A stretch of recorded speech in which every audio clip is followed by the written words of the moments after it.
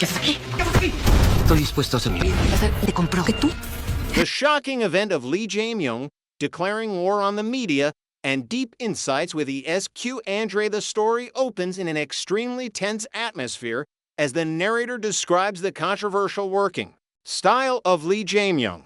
Instead of demonstrating the macro vision of a head of state, Lee is fiercely criticized for his habit of nitpicking every minor detail during cabinet meetings or work reports. This behavior makes people feel he is acting more like a department head or bureau chief than a president, revealing a lack of trust in subordinates and an extreme micromanagement mindset. This suffocation didn't stop internally, but quickly spread to the media sector as Lee began targeting general programming channels. He emphasized that these channels are specially licensed entities, so they must maintain neutrality and public interest. However, the narrator immediately notes the contradiction in this argument, as Lee seems solely focused on attacking TV Chosen and Channel A. Meanwhile, stations like NBC or JTBC, despite being viewed by many as biased toward the Democratic Party or acting as the Blue House's mouthpiece, are completely spared from his reminders or corrections. This clearly shows that Lee's goal is to gag voices unfavorable to his faction, not a genuine concern for press fairness. Continuing the developments at the cabinet meeting, Lee Jae-myung made a controversial comparison between internet print media and television. He argued that since online or print newspapers are funded by individuals, no one prohibits them. But terrestrial TV and general programming channels use limited resources and are state licensed as a form of privilege, so they must undergo stricter control. He asked a pressure-filled question about whether these entities are truly fulfilling their duties of fairness and public interest. To reinforce his view, Lee turned to question Kim Jong-chil, the head of the Korea Communications Commission. When Kim confirmed that the law stipulates public responsibilities, Lee immediately seized upon this to launch his next attack. He complained that normally, when a court declares an acquittal or dismisses a case, the media should respect that verdict and criticize the investigative agency for wrongful prosecution. However, he expressed extreme frustration that in specific cases related to him, the media still sides with the prosecution. The narrator analyzes that Lee is alluding to serious cases like the Sangbangwoo Group's illegal remittance to North Korea. Lee's anger stems from the press not joining him in attacking the prosecution, but instead maintaining skepticism about his innocence. The situation became even more serious when Lee Jae-myung openly pressured the media to side with him right in the government meeting. The narrator views this as a shocking action and a direct threat to press freedom. Lee continued to question why, when a court rules in his favor, the media turns to criticize the court instead of the prosecution for wrongful indictment. He claimed this attitude only appears in politically charged cases and questioned the neutrality of these TV channels. Clearly, he wants to steer public opinion to believe that anyone who doesn't support an acquittal for him is unfair. Facing this pressure, Kim Jong-chil tried to explain weakly that it is difficult for the state to judge media neutrality uniformly, and content control is usually entrusted to independent review bodies or civic organizations. However, Lee did not accept that answer and retorted, asking if that meant they were allowed unlimited freedom. Backed into a corner, Kim Jong-chil had to admit that freedom of speech is not absolute and can be restricted by law. The narrator describes Kim's attitude at this moment as no different from a sycophant, ready to discard principles of protecting free speech to please his superior.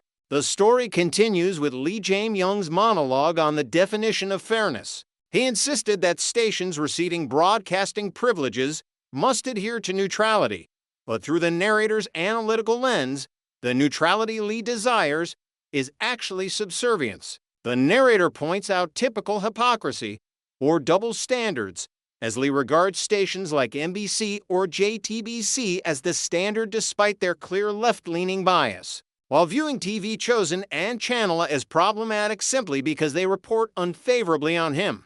This mindset reveals infinite tolerance for his own side and ruthless punishment for opponents. Lee even sarcastically remarked that there is a misunderstanding that the press is allowed 100% freedom to do whatever they want. The narrator counters that if anyone is acting with excessive freedom, it is the leftist media channels, not the conservative ones, that are being scrutinized bit by bit. Lee's constant complaints about general programming channels show he wants to tighten the reins and will not accept any counter-arguments.